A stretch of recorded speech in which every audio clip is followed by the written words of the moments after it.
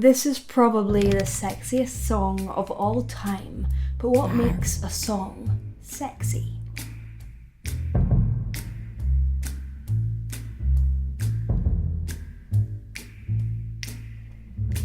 Never know how much I love you, never know how much I care. When you put your arms around me, I get a fever that's so hard to bear. You give me fever. This has one of the most iconic clicks of all time, apart from possibly this one.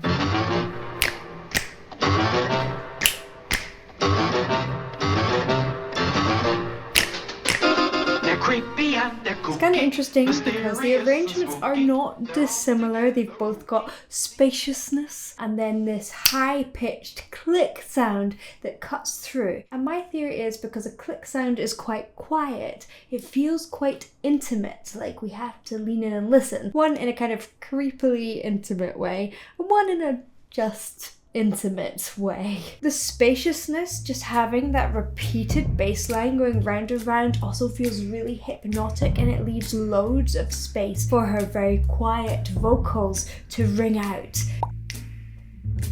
Never know how much I love you, never know how much I care.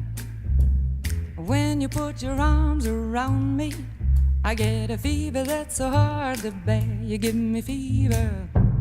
I'm just dancing, I'm not listening. When you kiss me, fever, when you hold me tight. Fever in the morning, a fever all through the night. So this first verse is really controlled, really even into that fever. You get little hints of syncopation. So you've got this control, this poise, that really restrained feeling, which is like, I'm not coming to you, you're coming to me. And then fever. I also love those really deep drums underneath. It's like a heartbeat. Sun lights up the daytime, moon lights up the night. I light up when you call my name, and you know I'm gonna treat you right. You give me fever when you kiss me, fever when you hold me tight. It's so expertly done. Sun lights up the daylight. She's singing on those consonants. Moon. Again, it kind of muffles that sound and brings you in. Fever in the morning, a fever all through the night. Everybody's got the fever, that is something you all know. Fever isn't still so such a new thing, fever started long ago. There's something so wonderful about this quietness. I love how she is producing her consonants. Got the fever, that g, especially. A g is something that we often lose. G, g. It gets a bit smudgy, but here, got the fever, g, g, g. It's so gentle, so light, so precise and small, and it makes a little percussive beat. The same on every actually with the vowel. She's using a little glottal everybody. Again adds to that playful bounciness. Romeo loved Juliet, Juliet she felt the same. When he put his arms around her, he said, Julie baby, you're my flame. Now playing with those rhythms. When we kiss it, fever with thy flaming youth.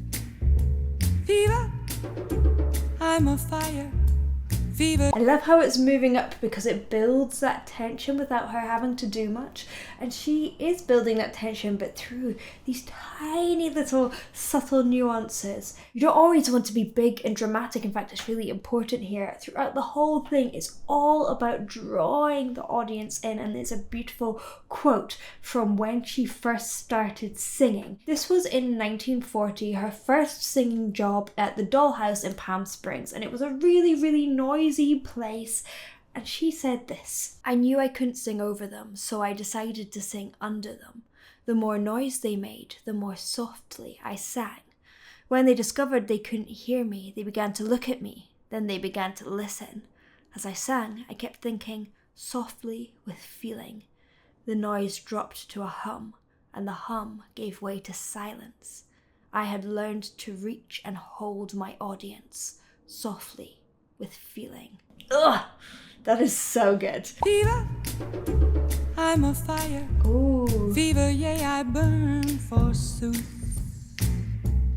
We often think of sexy singing as kind of breathy because of Marilyn Monroe. She often sang like that. Happy birthday to you.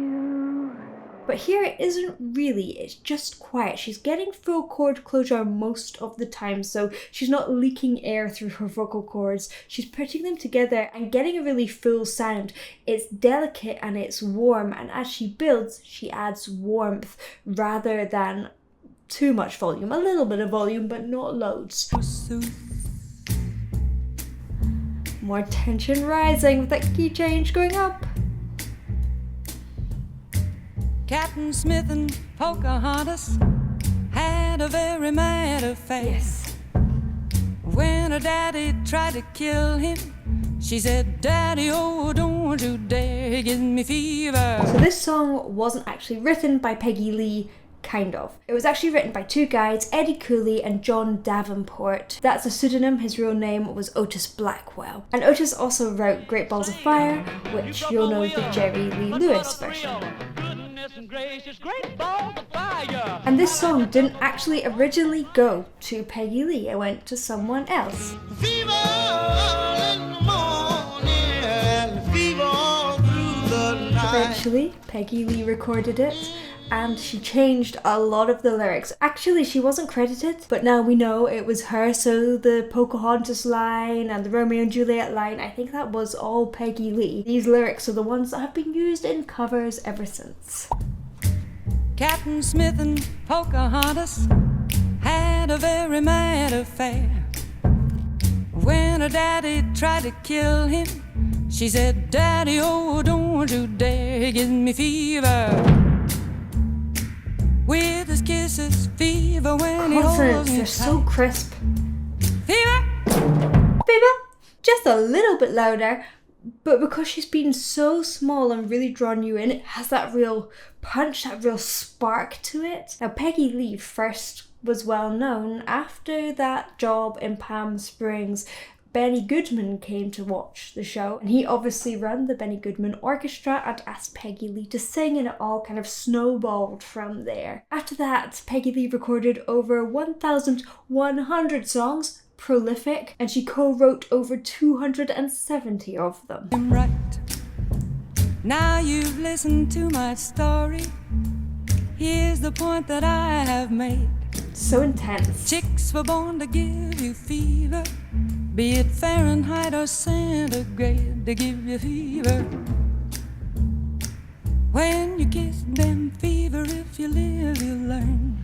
So there is some breathiness at the end of this, and it's interesting. I actually had a chat on my podcast, The Roarcast. She was saying about what is the evidence that breathy singing is bad for you. So I went on a little look online to read the literature on it, because it is something I've been told, and maybe it's just something I have parroted, and there are contrasting studies on it. But what I have seemed to have gleaned from it is that breathy singing can be a result of vocal pathologies or inefficient singing, which can cause issues in itself. But breathy singing done well doesn't have to be the cause of a pathology. It doesn't have to work backwards. And because there's contrasting literature on it, it can be quite a contentious subject. But I would never want anyone to put their voices in danger. So my main thought when breathy singing, or any type of singing really, is just listen to your body. If it starts to get tired, fatigued, certainly if it starts to get painful, then you definitely need to start to adapt something. When you kiss them, fever, if you live, you learn. Fever, till you sizzle. What a lovely way to burn. What a lovely way to burn. What a lovely way to burn. She hasn't done many head voice notes in that. What a lovely way to burn. It's such a beautiful surprise after all this chest voice. what? It's a little bit breathy. Going from that light, thin, breathy sound and then lowering the larynx to get a heavy sound. And you can find that by doing woo woo woo. What a lovely way to burn. What a lovely way to burn. What a lovely way to burn. What a lovely way to burn. What a lovely way to burn. Okay, we have to listen to this end again. I love that. What a lovely way to burn. She's not enunciating anything. And we know she can enunciate because those consonants are what earlier on. But here she's making it mumbly as if she is right awkwardly in your face. Fahrenheit or centigrade to give you fever. When you kiss them fever, It's like if you live, podcasting. you learn. Podcast Fever. voice. Till you sizzle. What a lovely way to burn. What a lovely way to burn. What a lovely way to burn. What a lovely way to burn. What I feel like I've learned from this is that one of the main components of sexy singing is making it feel like you are very close to a person in an awkwardly close way. Before you go, I have released my very own album, Fable. It's available here and on Spotify, and you can also purchase a CD or a vinyl on my website, bethroars.com. It allows me to make music, to make these videos, and to just enjoy the world of music. Alright, thank you for watching. I hope you enjoyed. If you did, please do like and subscribe, and I will see you in the next one.